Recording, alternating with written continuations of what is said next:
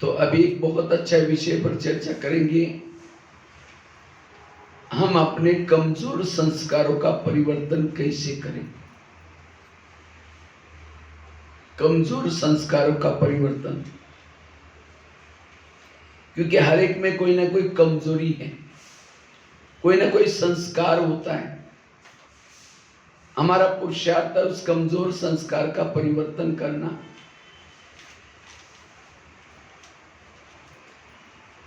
क्योंकि हमारा पढ़ाई का मुख्य सारा है संस्कारों के परिवर्तन करना। अगर मैंने संस्कारों को नहीं बदला तो उच्च पद नहीं मिलेगा। संस्कारों को परिवर्तन नहीं किया तो जीवन में सुख शांति नहीं होंगे। संस्कारों को परिवर्तन नहीं किया तो निर्विघ्न नहीं बनेंगे। जो यहां निर्विघ्न संगम युग में नहीं बनेगा तो पूरा कल्प में भी विघ्नों में रहेगा। इसलिए हमें संस्कारों का परिवर्तन करना है। संस्कारों के वश होने से इंद्रियों के वश हो जाते हैं। संस्कार के वश होने से वायुमंडल खराब हो जाता है। संस्कार के वश होने से की कमाई चट हो जाती। गाड़ी स्पीड से चल रही, अचानक ब्रेक लग गया तो स्पीड क्या हो गई? 0। इसी तरह हम बड़े अच्छा पुरुषार्थ कर रहे थे, अचानक संस्कार के वश हो गए, की कमाई हमारी चट हो गई। मम्मा मम्मा क्यों बनी? मातेश्वरी सरस्वती, जिसका आज बाबा ने भी वर्णन किया, बहुत पुरुषार्थ किया। मम्मा मम्मा क्यों बनी? मम्मा एक गलती दोबारा नहीं करती थी। लेकिन हम क्या करते? एक गलती बार बार करते हो, संस्कार पक्का हो जाता है। इसलिए अब हमें संस्कार को परिवर्तन करना है। अगर बच्चा स्कूल में जाता है लेकिन फेल हो जाता है, इसका मतलब मम्मी पापा क्या समझते हैं? इसने पढ़ाई ठीक नहीं की, या फिर स्कूल में ने गया ही नहीं, स्कूल के नाम से गए और भटका हुआ है। इसी तरह आज मैं ज्ञान योग कर रहा हूं, सब कुछ कर रहा हूं, तो भी मेरे संस्कार नहीं बदल रहे। इसका मतलब मेरी स्टडी ठीक, पढ़ाई ठीक नहीं है। या फिर मैं परम धाम में जाता ही नहीं बाबा के पास। अगर सचमुच में बाबा के पास जाता, बाबा से सुख शांति मिलती, तो ये संस्कार के वशीवत क्यों हो जाता? इसलिए मूल आधार हमारा संस्कार परिवर्तन। कई तो बाबा के बच्चे बाबा को दिलासा देते, क्या बोलते? बाबा टेंशन में नहीं आना।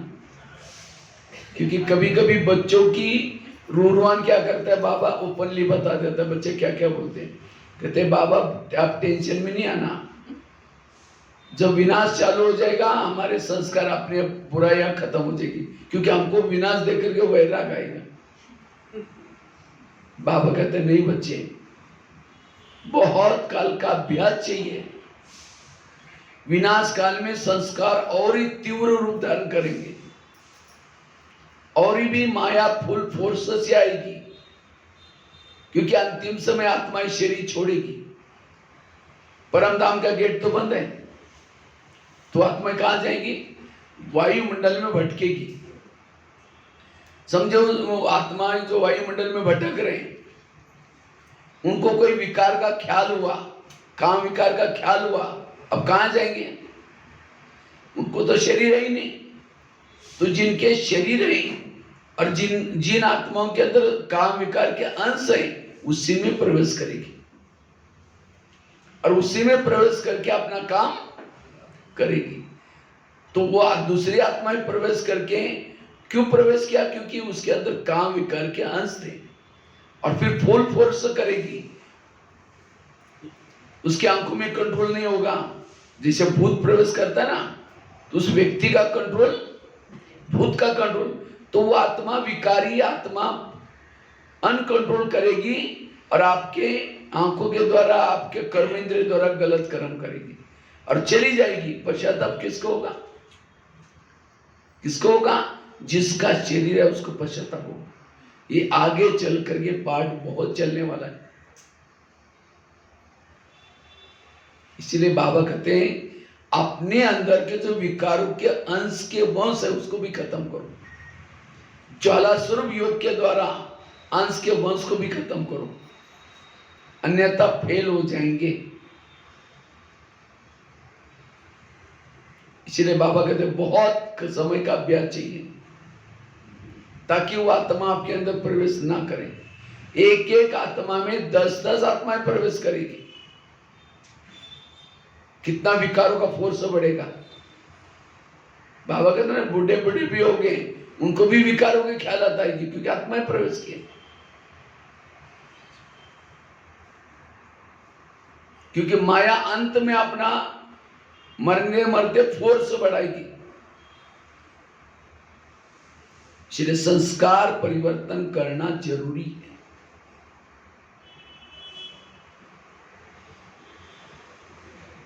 तो हम अपने संस्कार को कैसे पहचाने कि मेरे अंदर क्या क्या संस्कार हैं। पहले अपनी बीमारी ढूंढो, मेरी क्या बीमारी है। हर एक को अपना अपना लाइफ याद है ना, जीवन याद है ना। 9 साल के बचपन से 9-10 साल से लेकर के ज्ञान में आने तक आपने क्या क्या भूले की, कौन से संस्कार के वश होकर के भूले की, क्रोध से की, काम विकार से की, कौन से संस्कार से आपने भूले की, सब आपको याद है। उसके बाद ज्ञान में चले। ज्ञान में आने के बाद सब ज्ञान हो गया, समझ हो गई, सब कुछ हो गया, अच्छा क्या है, बुरा क्या है, राइट क्या है, रॉन्ग है, सब पता चला। तो भी आप भी हम कौन से संस्कार के वश हो जाते हैं, वही मेरी बीमारी। ज्ञान के पहले वाली, ज्ञान में आने के बाद अभी उसका रूप थोड़ा बदल गया, पहले अलग था, अभी थोड़ा रूप बदल गया, तो ये मेरी बीमारी है और मुझे उस बीमारी को खत्म करना है।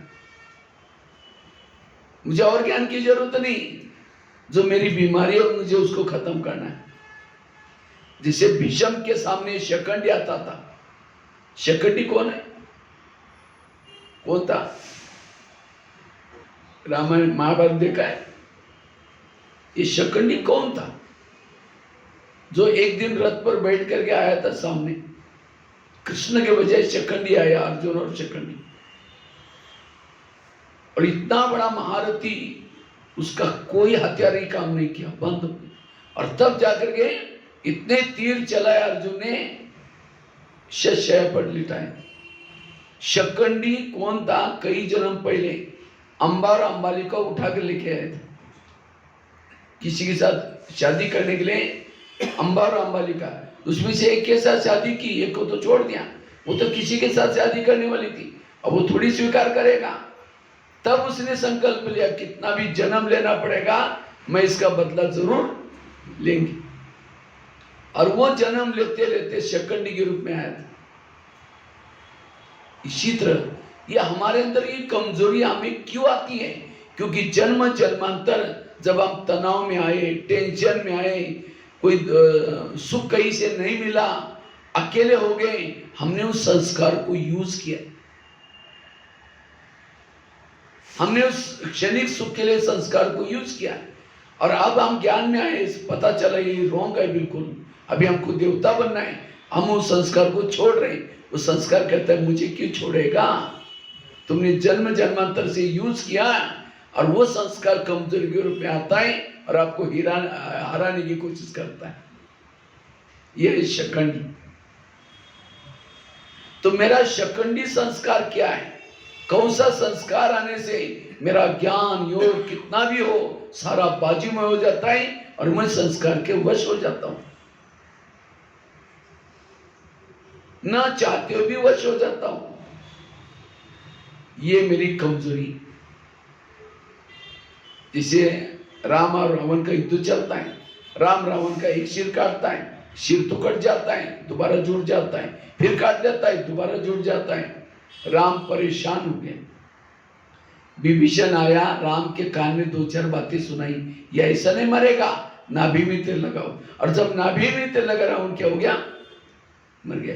इसी तरह हम भी 10 साल से 20 साल से 40 साल से विकारों के गले काट रहे हैं, कट तो जाते हैं, दोबारा जुड़ जाते हैं। हम परेशान हैं। हम कहते अरे ये तो संस्कार छोड़ा फिर दोबारा कैसे आ गया? क्योंकि हमने उसके नाभि में तीर लगाया नहीं। नाभि अर्थात कड़ा संस्कार, उस कड़े संस्कार को मारो, सारे विकारों के गले कट जाएंगे। जैसे युद्ध की नीति होती है, अर्जुन युद्ध करने के लिए दुर्योधन के पास जा रहे हैं, बाकी छोटे छोटे लड़ रहे चारों तरफ। अर्जुन कभी भी छोटे छोटे को मारता नहीं, जबकि है दुश्मन। ऐसे नहीं कि मेरा टाइम वेस्ट हो रहा है, चलो इनको भी मारते चलो। युद्ध का नियम होता है, महारथी महारथी के साथ युद्ध करता है। अर्जुन को दुर्योधन मारा नहीं, बाकी को सबको मार दिया, क्या उसकी विजय कहेंगे? जब तक मुख्य योद्धा नहीं मारा तब तक विजय नहीं करेंगे। इसी तरह हम भी कहते ज्ञान में हम चलते हैं, मैंने ये छोड़ा ये छोड़ा ये छोड़ा ये छोड़ा, बस वो एक रह गया, महारथी रह गया। और जब वो विकार जब आपके ऊपर अटैक करता है, जिनको जिनको छोड़ा था सारे जिंदे हो जाते।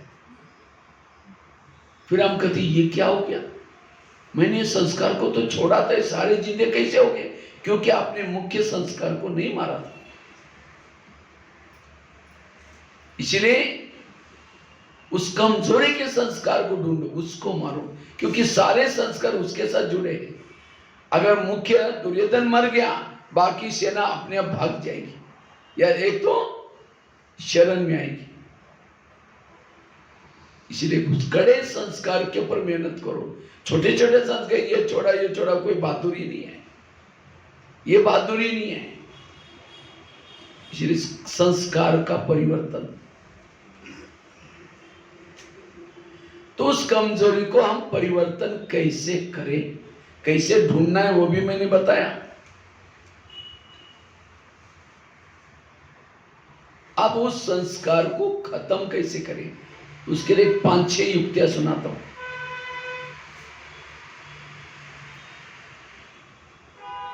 लेकिन यह भी परिणाम बताता हूं, अगर उस संस्कार को परिवर्तन नहीं किया तो क्या होगा। जैसे कौरव बड़े हो गए, पांडव बड़े हो गए, अब सबको लगता है राजा किसको बनाया जाए, इन सभी में से राजा किसको बनाया जाए, राजकुमार किसको बनाया जाए, तो सब कहते योग्य उसको राजकुमार बनाओ। तो योग्य कौन है? तो अचानक दरबार बिठाया था, योग्यता ढूंढने के लिए क्या किया, तो 4 लोगों को पकड़ करके लाया, चारों के भी गले बांधे थे काले कपड़े से।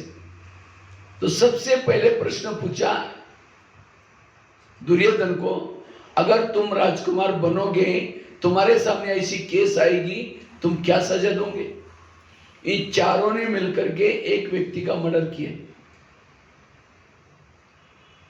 तो दुर्योधन जोश से उठता है, अच्छा मर्डर किया है, इन चारों को भी गले छाट दो, गले काट दो, मर्डर का बदला मर्डर। अच्छा यही क्वेश्चन क्या किया, कहता है मैं राजकुमार बनूंगा, यही मैं ऑर्डर करूंगा। यही क्वेश्चन किसको पूछा? युधिष्ठिर को। युधिष्ठिर, अगर तुम राजकुमार बनोगे, तुम्हारे सामने ऐसी केस आएगी, तुम क्या सजा दोगे?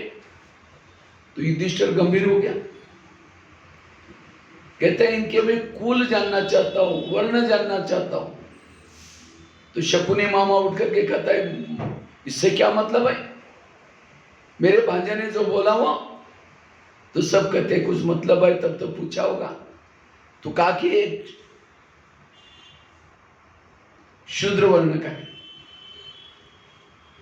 चारों में से एक शूद्र वर्ण है, दूसरा वैश्य वर्ण वाला है, तीसरा क्षत्रिय है, चौथा ब्राह्मण।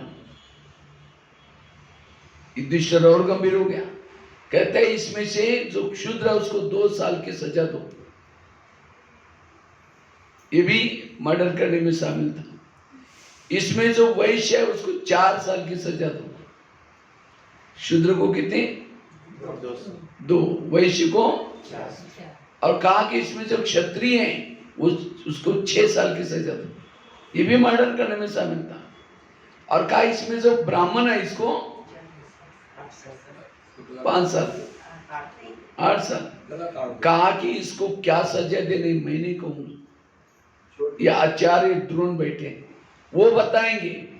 कि क्या सजा देने, ब्राह्मण है, ज्ञानी है, तो भी इतनी बड़ी भूल की, उसकी सजा बहुत है। ये छोटी छोटी कहानियां, छोटे छोटे टुटके संगम की यादगार है। आज हमने वैश्य शूद्र बनकर के भूले की माफ हो सकती है, वैश्य बनकर के की माफ हो सकती है, क्षत्रिय बनकर के की माफ, लेकिन अगर ब्राह्मण बनकर के ही भूले की उसको बाबा माफ 1 का 1000 गुना बढ़ जाता है। इसलिए ब्राह्मण बनकर के कोई भी गलत काम नहीं करना है। ब्राह्मण बनने के बाद हमें अटेंशन देना है, इसलिए संस्कारों का परिवर्तन। और वो कैसे करना है? सबसे पहली युक्ति है, अगर संस्कारों का परिवर्तन करना है, अमृत वेला बाबा को सुनाओ। सभी ध्यान से सुन रहे हैं ना? बीच में ताली बजाओ। सबसे पहली युक्ति है, अमृत वेला बाबा को सुनाओ।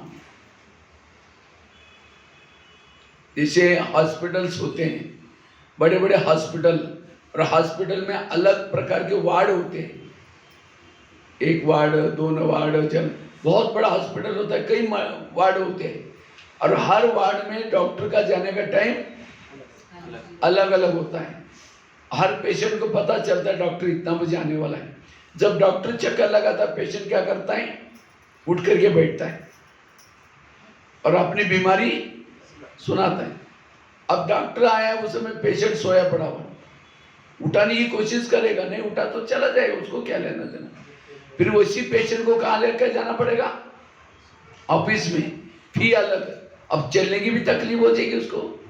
इसी तरह जब डॉक्टर वार्ड में चक्कर लगाता है, पेशेंट अपनी बीमारी सुनाता है। इसी तरह दुनिया भी एक हॉस्पिटल है, और इस हॉस्पिटल में 4 वार्ड है। कितने ward? America ward, Africa ward, Europe ward, Asia ward. हम कौन से वार्ड में रहते हैं? एशिया। और सारी जिन्होंने शरीर धारण किया सारे पेशेंट्स हैं।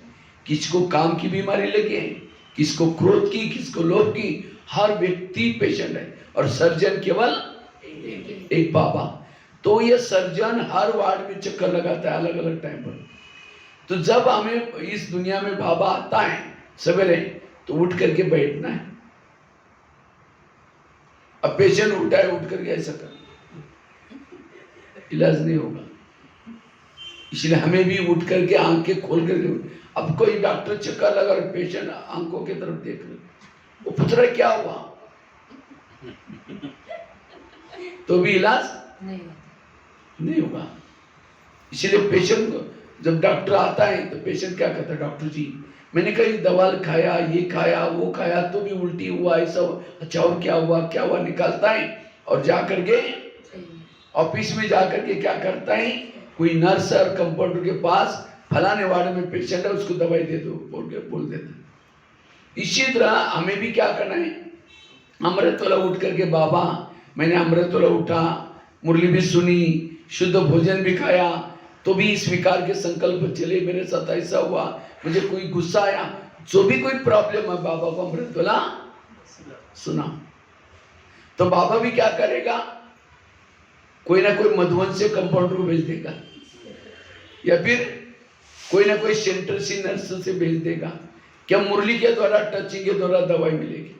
इसलिए बाबा को सुनाओ।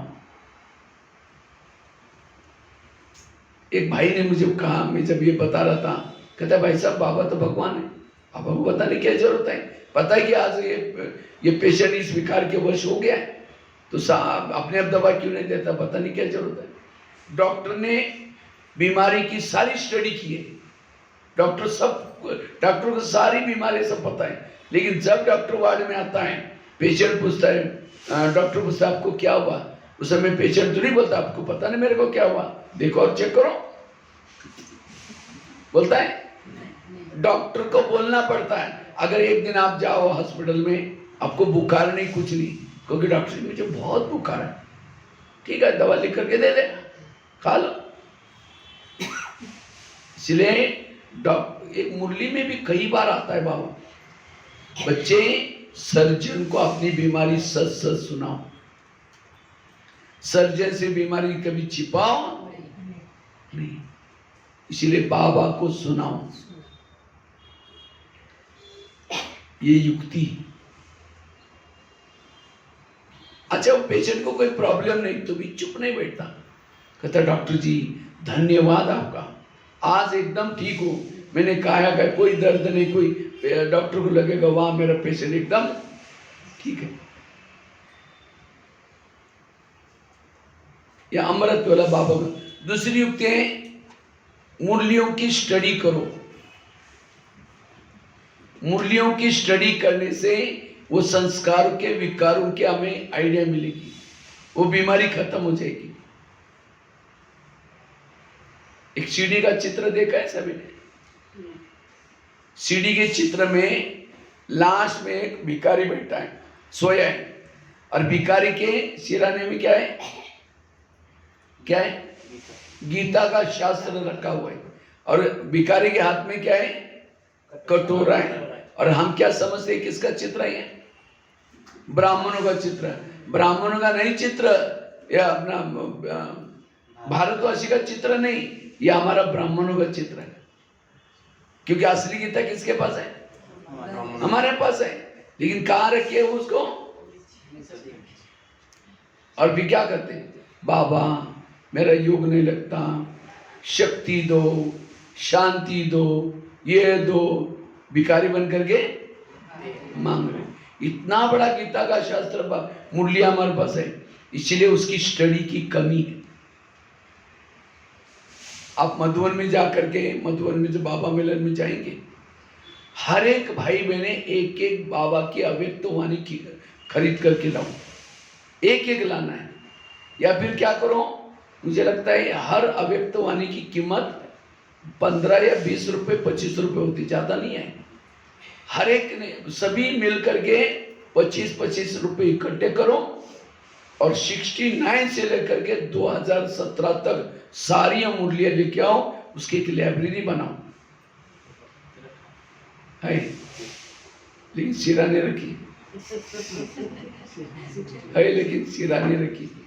और उसको हर महीने में एक भाई को निमित्त बनाओ, और हर एक को लेके जाना है महीने में, और महीने में लेके जा करके आपके जो संस्कार हैं, मुझे लगता है हर संस्कार की मुरलियां चले पूरा साल में, उसी संस्कार का टॉपिक निकालो, उस मुरली को 10 बार पढ़ो, और क्या क्या युक्तियां बताओ, उसको अपनाओ, संस्कार बदलेगा। हमें और मुरलियां पढ़ने की जरूरत नहीं, जो मेरी बीमारी है उसी के टॉपिक की मुरलियां पढ़ो, वो बीमारी खत्म हो जाएगी। मुरलियां ही केवल भगवान वाच्य, याद रखना। मुरली हमारे ज्ञानामृत भगवान वाच्य नहीं, हमारी किताबें भगवान वाच्य, उन लोगों ने अपने मनन चिंतन करके लिखा हुआ है। शास्त्र भी भगवान वाच्य नहीं है। शास्त्र का मुरलियों के आधार से भक्तों ने क्या किया, द्वापर के बाद वो मनन चिंतन करके लिखे हुए। मुरलियां ही केवल भगवान, समझो ये चीज है मेरे पास, ये चीज है, मैंने इसको टच किया, ये सोने का हो गया। मैंने चेयर को टच किया, इस पूरी चेयर सोने की बनी। ये संदल को टच किया, सोने का हो गया। ये टिपाई को टच किया, सोने का हो गया। थर्मास को टच किया, सोने का हो गया। ये मोबाइल स्टैंड को टच किया, सोने का हुआ। ये सारी चीजें सोने की हो रही। तो आप इस सोने की चीजों को वैल्यू देंगे या इसको देंगे ना। अगर ये आपके पास आए, आप कितना सारा सोना बना सकते हैं। इसी तरह मुरली सुन करके, पढ़ करके शिवानी बहन बन गई, मुरली पढ़ करके दादिया बन गई, मुरली सुन करके महारथी बने। तो मुरली को वैल्यू देंगे, वो लोगों को वैल्यू देंगे मुरली को। लेकिन आज हमारी मुरली की कीमत नहीं। ये मैं आपको ओपनली सुना रहा हूं। इसलिए मुरलियों की स्टडी करो, मुरलियां अनुसार चलो, संस्कार बदल जाएंगे।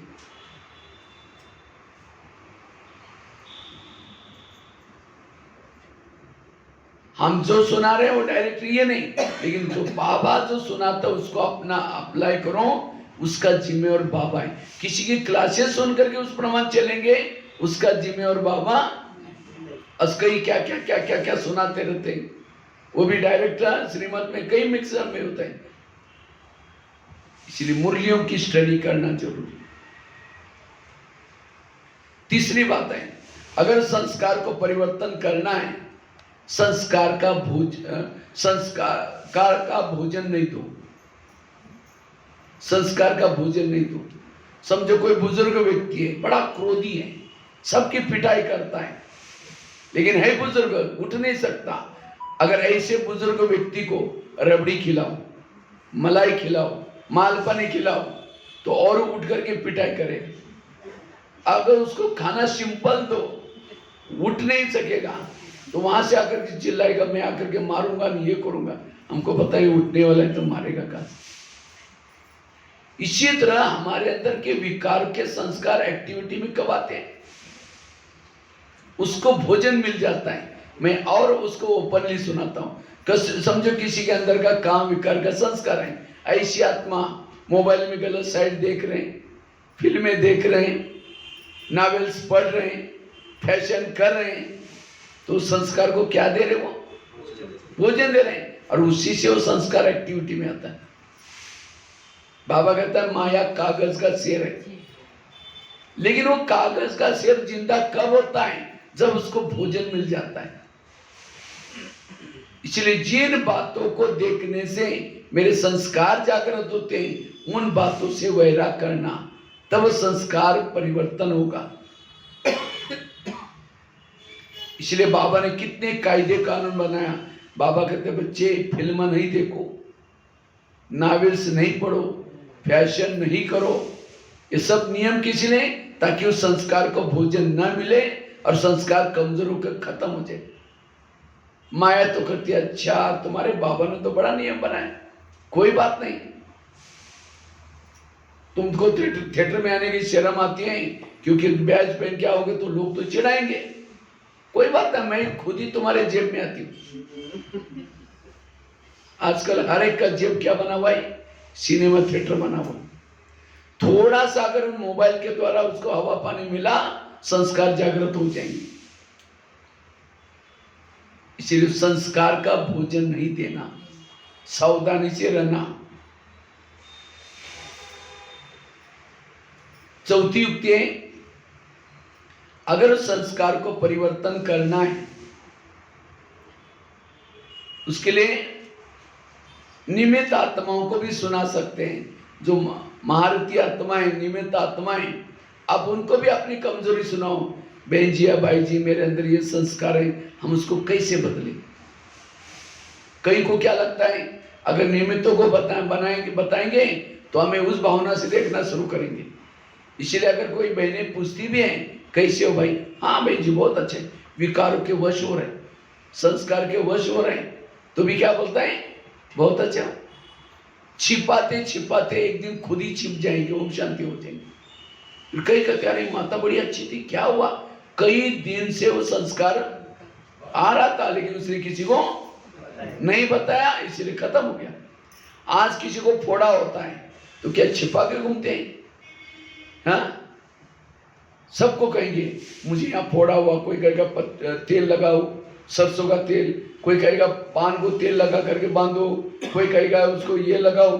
और भारत में तो जितने लोग उतने डॉक्टर, ये का इलाज तो हो ही जाएगा। हाँ, जब स्थूल बीमारी को नहीं छिपाते हैं तो ये बीमारी को क्यों छिपाए। अगर अपना नाम बताने की शर्म आते हैं, किसी और का नाम लो। किसी बहन या बहन ने मुझे इसके बारे में पूछा था, उनका ये संस्कार है, हम मुझे बताने नहीं आया, हम क्या बताएं, है आपका, ये भी युक्ति। इसलिए संस्कार के लिए निमित्त आत्माओं को सुना करके उनसे भी राय लेना। 4 युक्ति बताए, 5वीं है। और संस्कार परिवर्तन शब्द गलत है। संस्कार हमारे कभी परिवर्तन नहीं होते।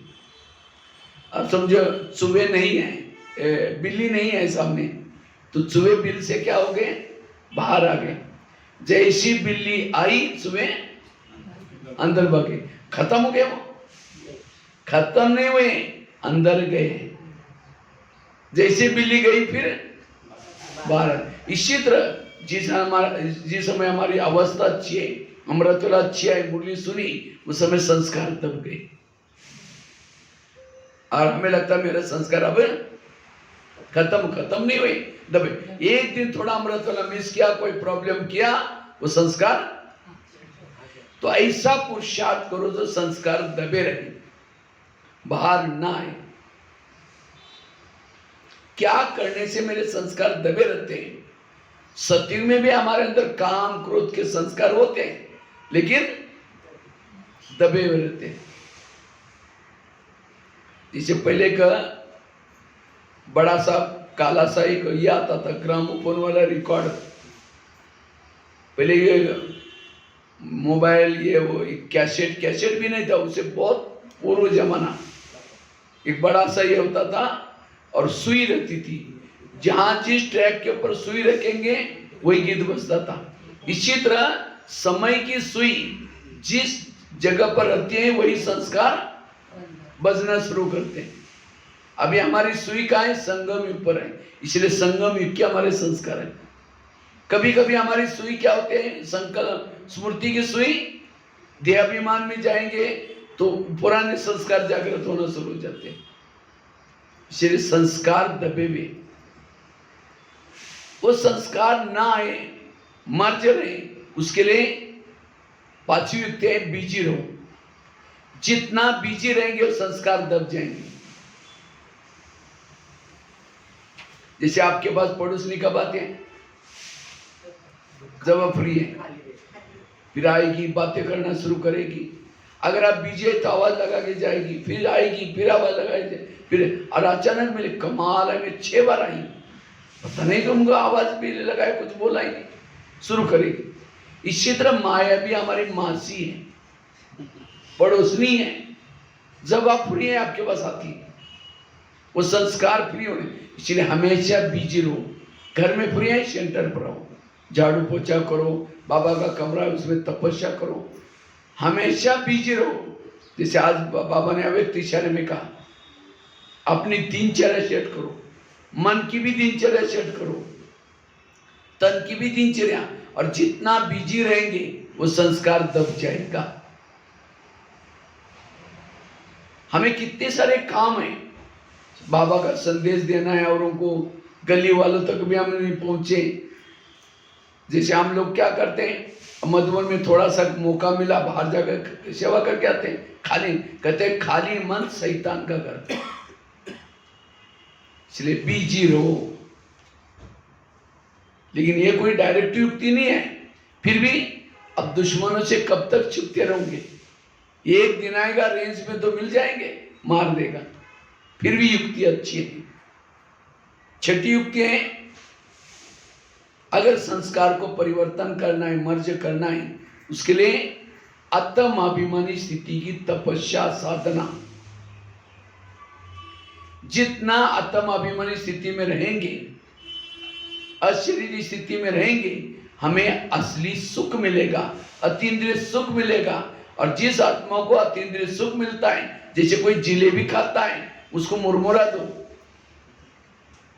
मुरमुरा दो, क्या बोलेगा? नहीं, इतनी अच्छी चीज का मुरमुरा नहीं चाहिए। इसी तरह जिसने अतीन्द्रिय सुख, आत्मिक सुख प्राप्त किया, ये विकार संस्कार फीके लगेंगे। इसलिए आत्मानुभूति करो, सदा अशरीरी विधेय रहने का अभ्यास करो, वो संस्कार नहीं आएगी। क्योंकि आत्मा को सुख चाहिए, चाहे विकारों से सुख लो, चाहे संस्कार से सुख लो। जब आत्मा अपनी स्थिति से सुख नहीं लेती, संस्कार के वश हो जाते। इसलिए आत्माभिमानी की स्थिति की तपस्या। पहली युक्ति कौन सी बताई? अमृत बाबा को सुनाना। दूसरी बताई मूल्यों की श्रेणी। तीसरी बताई संस्कार का भोजन न देना। चौथी बताई निमित्त आत्मा को सुनाना। पांचवी बताई बिजी रहना। छठी बताई आत्माभिमानी की तपस्या। सातवीं युक्ति है श्रीमत का पालन। जितना आप श्रीमत के अंदर आए वो संस्कार कभी नहीं आएंगे। सीता कमजोर क्यों बनी? रेखा का उल्लंघन किया। इसी तरह हम भी क्या करते हैं, श्रीमत में मन मत मिक्स करते हैं। हम तो गृहस्थी में रहते हैं, चलता है कोई बात नहीं, और श्रीमत के रेखा के बाहर आए, बाबा कहते हैं माया मेरी बेटी और तुम मेरे कौन हो? बच्चे हो। तो माया और हमारा रिश्ता क्या हो गया? भाई बहन। कोई कोई बहन भाई को भी थप्पड़ मारने में कोई कम नहीं करती। कब मारते हैं? जब वो बाप का कहना नहीं मानता, बहन थप्पड़ मारते हैं। इसी तरह माया बहन भी आपको थप्पड़ कब मारते हैं? जब हम बाप का कहना। इसलिए जो बाबा के नियम है वो भीषम प्रतिज्ञा करो, मुझे ये नियम तोड़ने नहीं है, चाहे कुछ भी हो जाए। संस्कार को परिवर्तन करने के लिए, मर्ज रखने के लिए श्रीमत प्रमाण चलो। अंत तक हमें श्रीमत प्रमाण चलना है। श्रीमत में ताकत है, संस्कार अंदर टच भी नहीं कर सकता, उंगली भी नहीं कर सकता। लेकिन हम खुलेआम बाबा के सामने, जैसे कोई पुलिस इंस्पेक्टर है, उसके बच्चे ने कोई गलती काम किया है, चोरी किया, कुछ न कुछ गलत काम किया, तो उसके बाप के सामने बच्चे को खींच के लेके जाएगा। बाप चुप बैठे, कायदे का उल्लंघन किया। इसी तरह बाबा के सामने माया हमको खींच के लेके जाती, तो बाबा का क्या ये अपमान है, क्योंकि हमने श्रीमत का उल्लंघन किया। इसलिए संगम युग में श्रीमत का उल्लंघन। फिर कहते बाबा मदद ही नहीं करता। बाबा क्यों नहीं मदद करता? मैंने ईश्वरी नियमों का उल्लंघन किया। इसलिए ईश्वरी नियमों का पालन करना है। यह 7वीं युक्ति। 8वीं युक्ति है सोमानों के अभ्यास। जितना सोमानों के अभ्यास करेंगे वो संस्कार एक्टिविटी में नहीं आएगा, मर्ज रूप में रहेगा। ये मर्ज नहीं होगा। लेकिन याद रखना, हर विकार के सोमान अलग अलग है। हर विकार के सोमान। अब डिस्पेंसरी में जाओ, डिस्पेंसरी में जा, दवाई मिलती है। आपको पेट दर्द है और कहो कि सिर दर्द की दवाई दे दो, खाएंगे तो कुछ फर्क पड़ेगा? जैसी बीमारी वैसी दवाई लेते हैं। इसी तरह जैसे संस्कार वैसे बाबा की मुरली, ये भी एक डिस्पेंसरी है। बाबा की मुरली क्या है? डिस्पेंसरी है। इसके अंदर काम की, क्रोध की, लोभ की, सारे विकारों की टैबलेट्स पड़ी है इसके अंदर।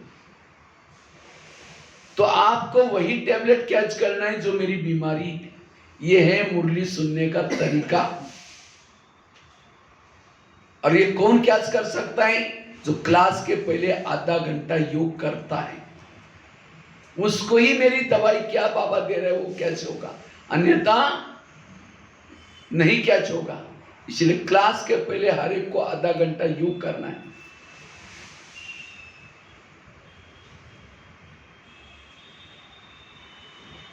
और जो जैसा माया का जो तीर आया, आपको भी उसी क्वालिटी वाला तीर डालना पड़ेगा। माया कोई दूसरा तीर डाल रहे, हम तीसरा डाल रहे हैं। एक भाई था, पहले मुरली के नीचे ये आते थे सोमान, वरदान स्लोगन नहीं आता था, बहुत साल पहले की बात है। वो खेती का काम करता था भाई, विज्ञान में चलता था। तो उसी दिन सोमान था। मैं मास्टर सर्वशक्तिवान, तो मुरली सुन करके गया था खेती में। तो उसका पड़ोसी उसका बांध तोड़ करके खेती में डाल रहा था, उसके इसमें डाल रहा था। इसने बहुत समझा, अरे भाई ये तो हमारा ही क्यों डाल रहे हैं? नहीं माना। कहता है मैं भी गुस्सा आया उसको, मैं भी कोई कम नहीं, मैं मास्टर सर्वशक्तिवान करके पौड़ा मार दिया उसको। क्रोध के समय मास्टर सर्वशक्तिवान काम नहीं आएगा। मैं शांत स्वरूपात्मा हूं, शांति धाम की निवासी हूँ, शांति सागर की संतान हूँ। क्रोध वाले सोमान अलग है, काम विकार के सोमान अलग है। हर विकारों के सोमान अलग अलग, सोमानों के अभ्यास करने से अंदर के विकारों के जन्म नष्ट हो जाते हैं। ये कितनी युक्ति? 8वीं। 9वीं युक्ति है, अगर संस्कार का प्रभाव कम करना है, मर्ज रखना है, जो स्थिति आपको अच्छे लगते उसके अभ्यास करो। अब कला पहले भी ब्राह्मण बने, 5000 साल पहले आपने ब्राह्मण बने थे और इसी युद्ध में विजय भी बने थे। बने थे नहीं बने थे? तो 5000 साल पहले आपने क्या किया था? क्या किया था? वही रास्ते में जाओ। तो कैसा पता चले हमने क्या किया था? इस गलत में आपने जो स्थिति आपको अच्छी लगती है, जिसका आप करने से आपका योग अच्छा लगता है, वही करो, क्योंकि 5000 साल पहले उसी रास्ते में गए थे। लेकिन हम 17 कुएं खोद रहे हैं। मैं खुद जब मुझे बहुत अशरीरी बनना, विधेयी बनना बहुत अच्छा लगता था, मैं वो अभ्यास करता था, मेरे को कोई प्रॉब्लम नहीं, कोई समस्या नहीं। लेकिन जब मैं मधुबन में गया तो रोज हर घंटे में अलग अलग क्लास होती है। तो मैंने एक क्लास सुना सर्व संबंधों का, उसकी अनुभव करना चाहिए, नहीं तो प्रॉब्लम आते। तो मैंने अपना प्लान चेंज कर दिया, अशरीरी विधेय के बजाय एक दिन गुरु का समान, एक दिन टीचर का। एक तो 15-20 दिन के बाद मेरे को प्रॉब्लम आने लगे, वो मजा ही नहीं आने लगी और मेरे अंदर विघ्न आना शुरू हुआ। मैंने वो छोड़ दिया, वापिस जैसे थे अशरीरी का अभ्यास वही शुरू किया। कुछ समय किसी ने अनुभव किया कि सोमानों के अभ्यास करना है, एक दिन ये सोमान, एक दिन मैंने अपना प्लानिंग चेंज किया। कुछ समय और मजा ही नहीं आया, फिर वही विघ्न आए, फिर वही सोमान। तब मैं समझ गया क्लास सबकी सुनो, सबकी सुनो, लेकिन उन्होंने आपको जो स्थिति अच्छी लगती है उसके लिए क्या बोला उतना कैच करो, बाकी को भूल जाओ। यह है स्टडी करने का तरीका। जैसे डॉक्टर क्या होते हैं? Eye specialist, heart specialist. इसी तरह कोई एक स्थिति के आप स्पेशलिस्ट बन जाओ। लेकिन हमें जैसे हनुमान आया, कोई किसी को मारने के लिए कहता हनुमान आओ, या कोई नहीं आता, मर जाता है। इसी तरह अंत का पेपर 1 सेकंड का होगा और 1 सेकंड के पेपर में पास होने के लिए एक स्थिति का लंबा समय तक का अभ्यास चाहिए। इसलिए कोई ना कोई एक स्थिति को डेवलप करो।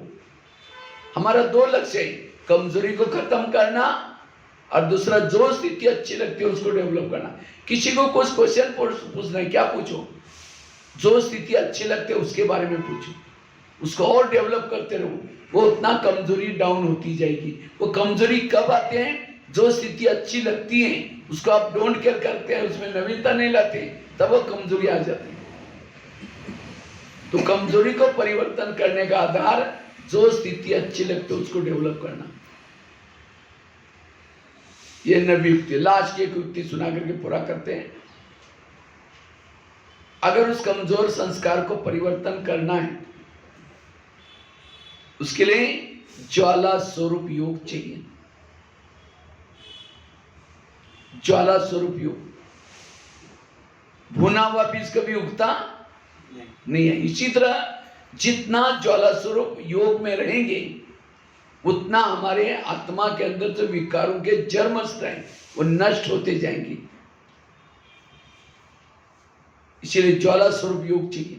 ज्वाला स्वरूप योग अर्थात निरंतर अशरीरी स्थिति, निरंतर विधेयी स्थिति, निरंतर बाबा के साथ कंबाइंड स्थिति, बीजरूप स्थिति, बिंदुरूप स्थिति, यही ज्वाला स्वरूप।